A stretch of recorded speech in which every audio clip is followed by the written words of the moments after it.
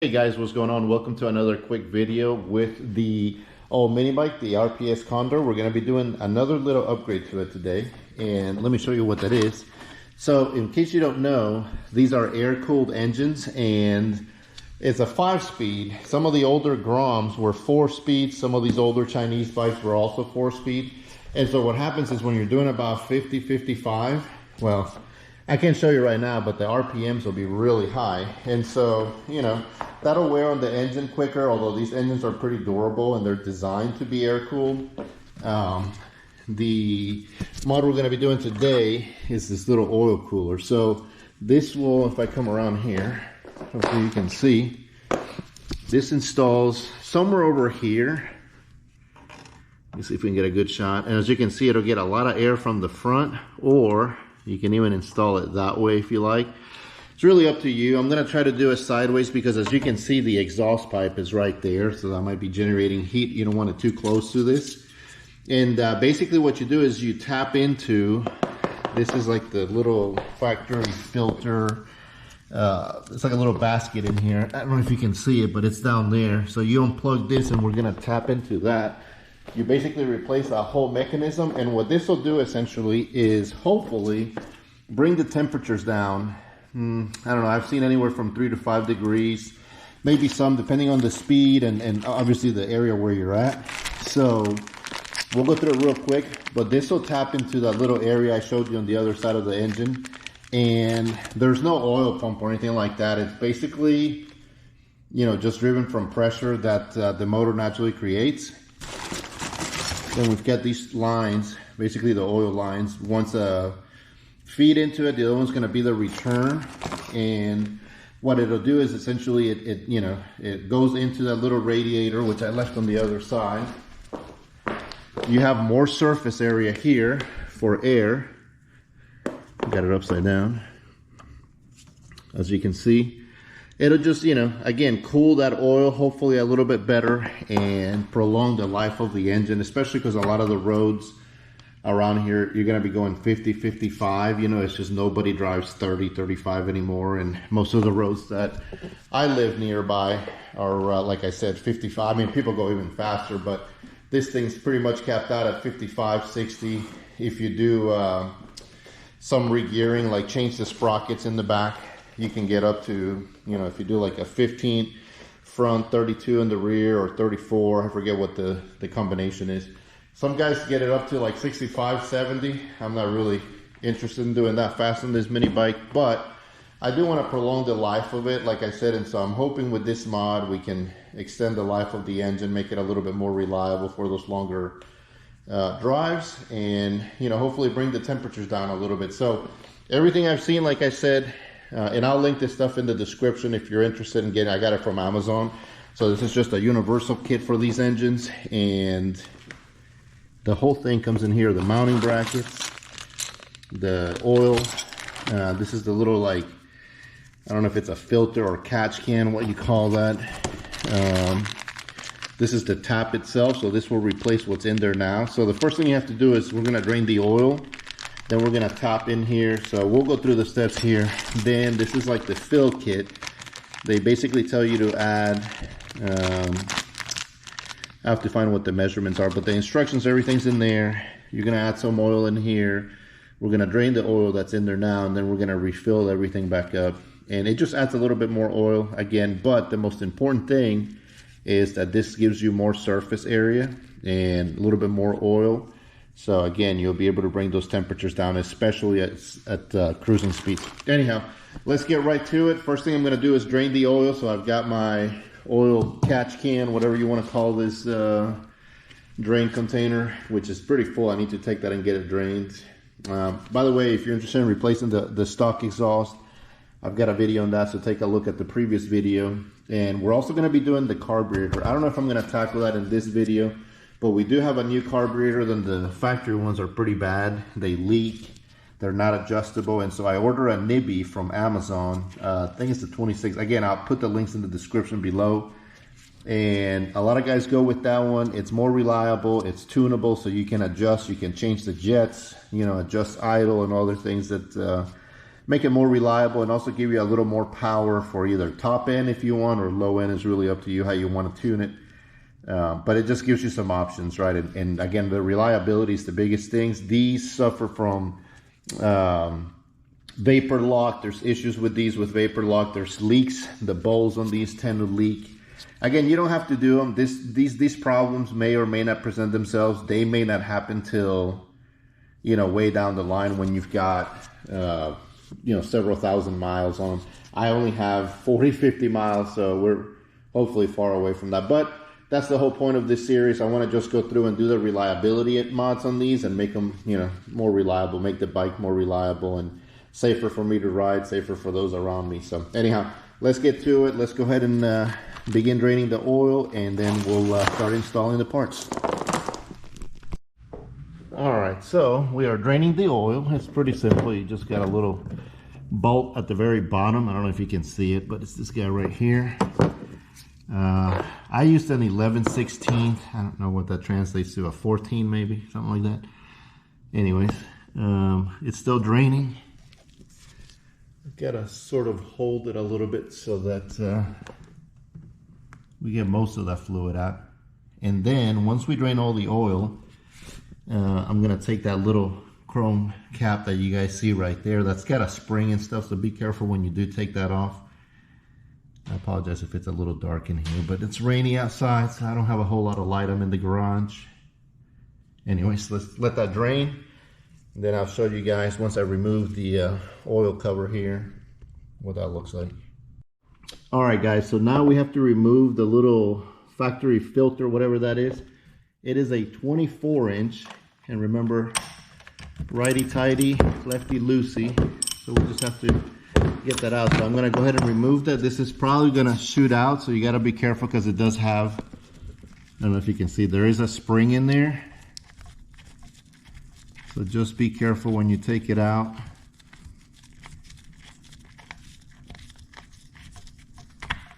And yeah, you'll see. All right, so there's the cap. There's a little bit of oil in there. If I bring that out, you can see there's the spring. We'll put that in here because we won't need any of this stuff, I don't think. And then here's the little like basket. So this is supposed to catch any shavings, metal shavings from when the engine is new. I'll have to inspect this under light, but I do see, you can see right there, it's kind of hard to see. There's definitely some debris in there. So we'll have to inspect that. Hopefully that's just natural shavings, which is pretty common. So anyways, you can see there's still a little bit of oil, so I'm gonna let some of that oil drain out of there, and then we'll begin putting the new parts in there. All right, guys, so I'm gonna show you real quick. I put this on here. Maybe it's gonna be hard by the camera to see it for the camera, but where my finger is, those are little metal shavings. So hopefully that's all we have. That's why it's important, A, to break in your engine, get rid of that crappy oil these bikes ship with. And yeah, I didn't want to see that much. Hopefully, like I said, that's just leftover stuff from machining at the beginning. But that was on the filter, which is good. Means it didn't make its way into the rotating, you know, assembly and the other parts. So anyhow, just a few little shavings. Like I said, you can kind of see by my finger there. But anyways, just wanted to show you that. All right, guys, I don't know what this part is called, but this is the first thing that we want to put in there. So actually you can remove these bolts, but do remember that you want to have the crush washers, one at the bottom and one at the top of the line itself. And I'll show you that when we put it in there. Make sure the O-ring is on there. I usually put a little bit of grease or oil in these, so I'm going to do that here in a second. Now, don't forget this little part. This only goes in one way. So the open part, as you can see, that's open, that's closed. I believe just from the way it fits, it only goes in this way. I couldn't get it to fit the other way. I'm going to double check that. And looking at, these are in Chinese, so if you speak Chinese, great. Looking at this, it actually looks the other way, but it didn't want to go in the other way. So I'm going to try that. Let me see.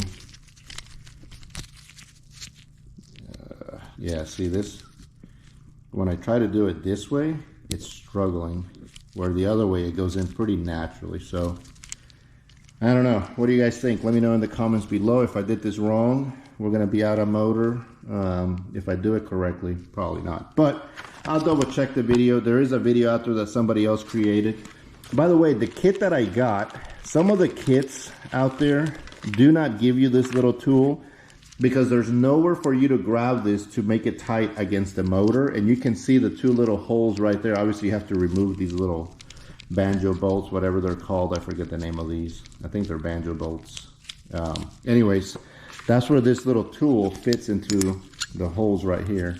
Sorry, this horrible angle here, but you can see how that little tool goes right in there, right? So some of the kits out there on Amazon, like I said, I'll link this in the description. Some of them show you that they include it, some don't include it at all. So I make sure I grab this one. But yeah, I gotta double check this little O-ring thing over here because on the descriptions here, it doesn't make it very clear. So I'm gonna take a look at a video. That one looks a little bit different, but it's not even flush if you look at that. Where this one, the way I've got it, you can see it fits really nice and flush. So I think that's the correct way, but let's double check that. I'll come right back. All right, guys, I double checked a couple of videos and they all had it open. It does fit the other way, but it doesn't feel natural, if that makes sense. So I'm gonna go with this way, open side. As you can see right there, the other side is closed. It fits flush. If I can zoom in close enough here. Where the other way, it leaves a big gap right there. Even though it fits, it leaves a gap. So I'm gonna go this way, so we'll install it this way. Hopefully it's the correct way, and keep going here with the install. All right, so hopefully you guys can see, but this is gonna go in here. It's a little hard to see. Let's see, here's gotta get that first thread. And this is gonna be just hand tight for the most part, as you can see. And I'm already all the way in, so I'm gonna grab the little tool that they provide, which doesn't fit all that great, but it's all I've got. See, it like barely fits. It's not even the right tool. Come on, guys. But it doesn't have to be crazy tight. So anyways, I'm going to try to bend this a little bit because it's not fitting properly on there to see if we can get this and this. It's aluminum, so it scratches really. But we want it to be snug at least. Make sure that gasket is on there correctly because you don't want to be leaking oil everywhere. Anyways, let me try to spread these apart a little bit. They make an adjustable version of these. I just don't have one, unfortunately. This is what they gave me, but it doesn't even fit. So we'll have to bend this apart. All right, guys, let me show you something real quick. So this now, remember this was inside, the OEM one already had this inside, the little catch can, net, basket, whatever you want to call it. Now this is going to be external, right? It's still going to do the same thing. So when oil goes through, it will try to catch some of that engine debris, some of the leftover stuff in there. It's just going to be on the outside because you just don't have room in there anymore for it to work. So you got a long line. I don't know if that's the return. That part, I don't know if one is a return. Obviously, it can flow either way, but I'm going to try to make sure I've got, so you're going to have 3 lines in total because one is going to be split with this little basket right here. So this guy,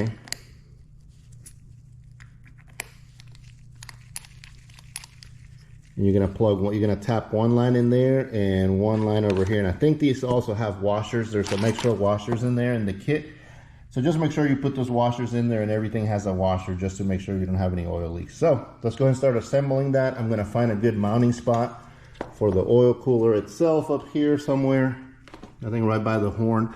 I'm also going to wrap. I bought some exhaust wrap and try to keep it away from the heat.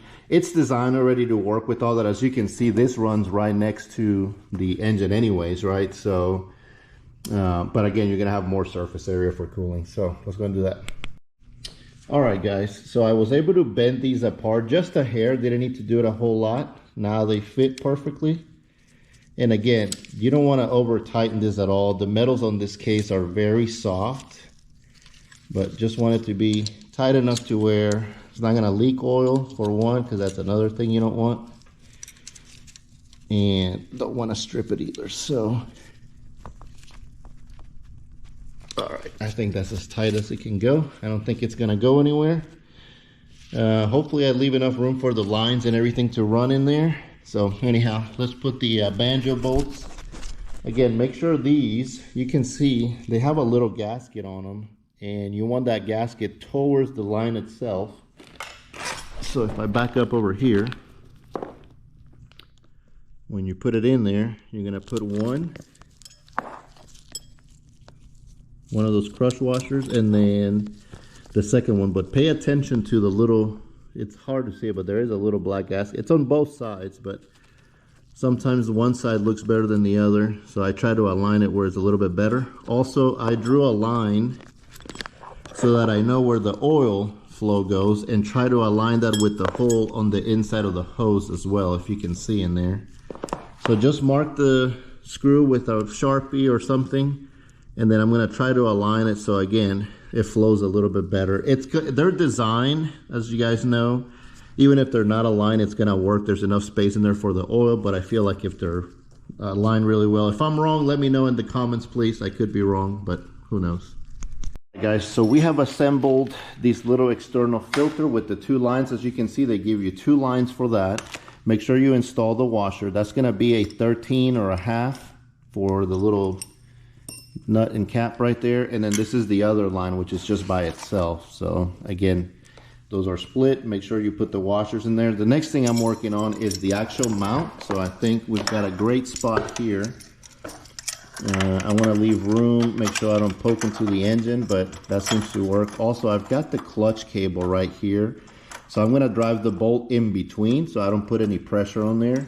Another quick note, they don't give you washers with these, so I'm just using some 1/4-inch washers. That's all I had. Unfortunately, you can use some smaller ones.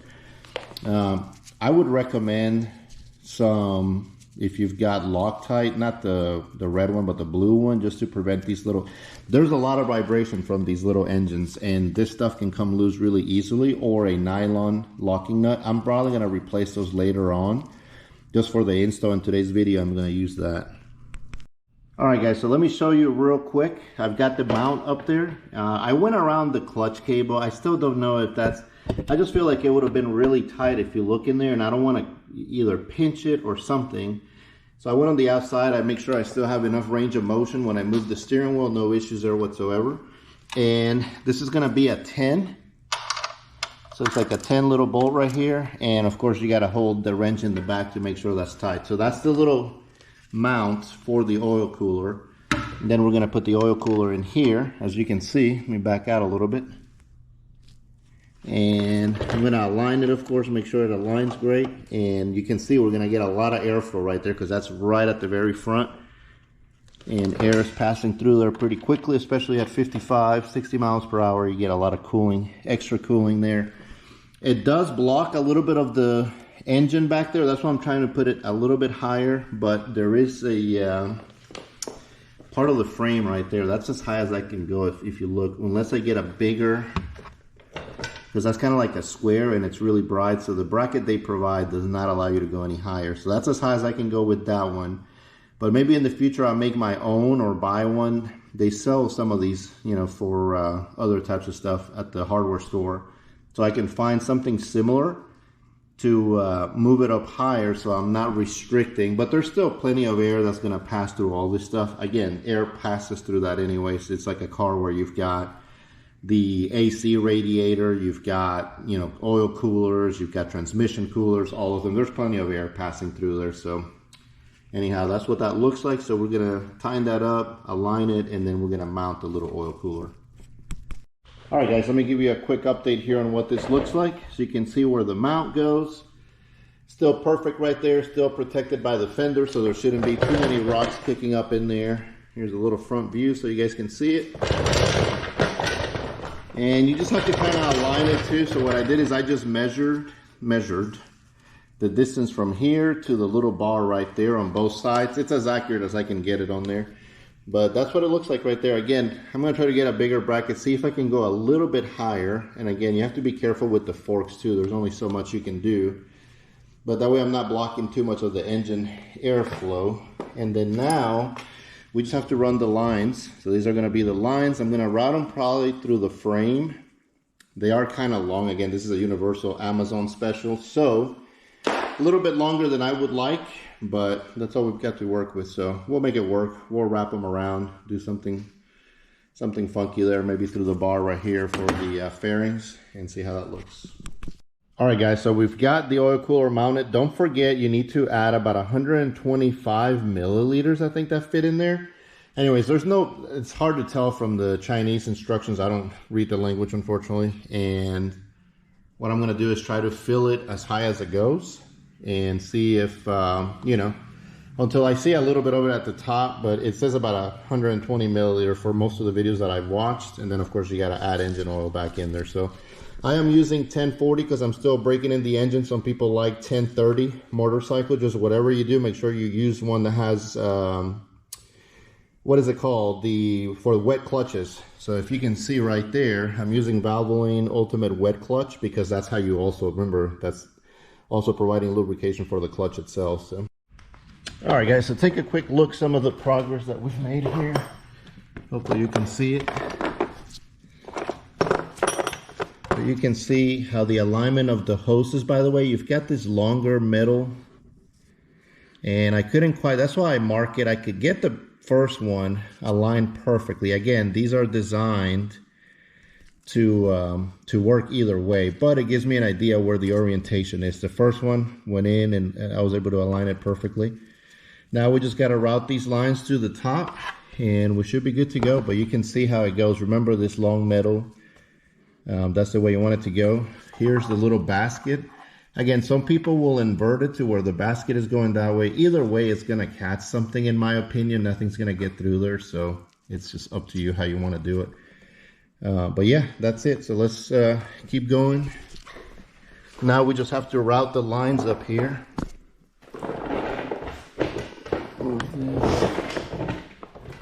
Get a little mess over here. I added, now there's different sizes of these universal kits. So it's really going to be, depending on which kit you got. I went with the smaller because I was worried that I wasn't going to be able to fit it in here. But actually, you can go with the larger one. I forget what the size difference is, but there is one larger than this one. I've added about 60 milliliters of oil. I think I can do a little bit more. I don't want to overfill it all the way. But it's probably going to be, I said 125 earlier, it's probably going to be 65 to 80 milliliters. Of oil up here. So anyways, let me finish topping that off. And again, the kit that I ordered gives you this little hose. So you basically just put it in your oil here and just pull this back like a doctor would. And then let me show you real quick what that looks like.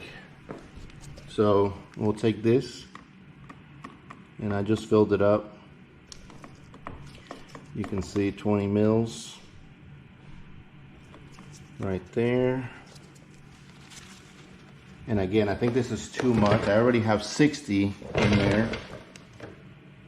And so, but if I move the wheel, it'll probably accept 80. So it'll be, yeah, see, that's kind of full. You saw it come to the top already. So I think we're going to stop there. So again, if I look, 20, so not quite the full 80, so more like 70, 75 mil for the size that I got. If you get the bigger one, it's going to be up. That's why I was thinking 125 milliliters, most of the ones that I looked at. So again, now we just have to run the lines. You gotta, there's, from instructions and everything that I've looked at, there's no wrong or right, way to do these. So really, they both either return and feed, and oil is just going to cycle through there either way. If I'm wrong, please let me know in the comments, but I couldn't find any clear evidence of one way or the other on how this goes. So anyways, we'll just route these real quick through here, put the banjo bolts on the top, and we're pretty much done. That's it. Then we just got to add engine oil. I already put the drain plug back in. We've got the lines nice and tight down below, and it's just a matter of adding oil. Now, some people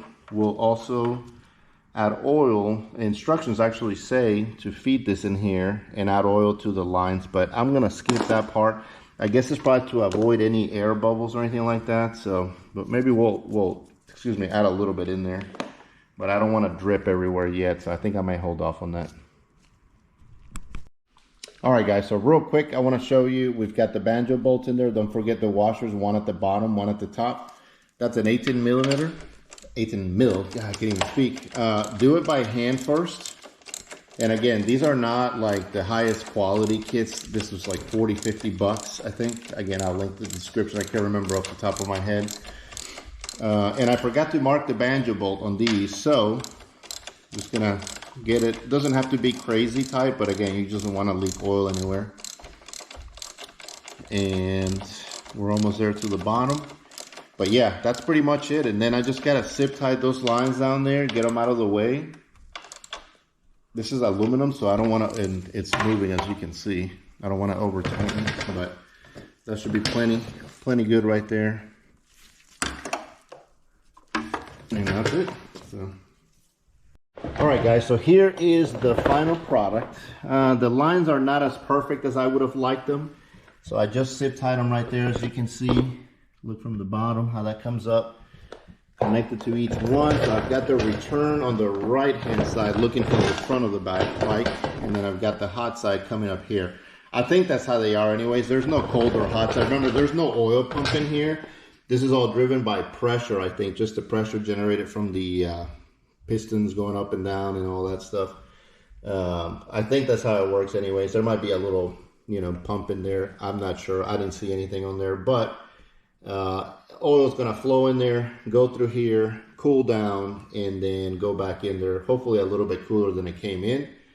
So help maintain those temperatures as you're going fast. 55, 60 miles per hour at 9,000 RPMs is a lot for this little air-cooled engine. So anyhow, that's the final install. Drop a comment below if you've got any questions, or if I did this completely wrong. I'm sure I did. Let me know, guys, and thanks for watching. We'll see you on the next video. We're going to be installing the Nibby carburetor next. Hopefully get a little bit more power.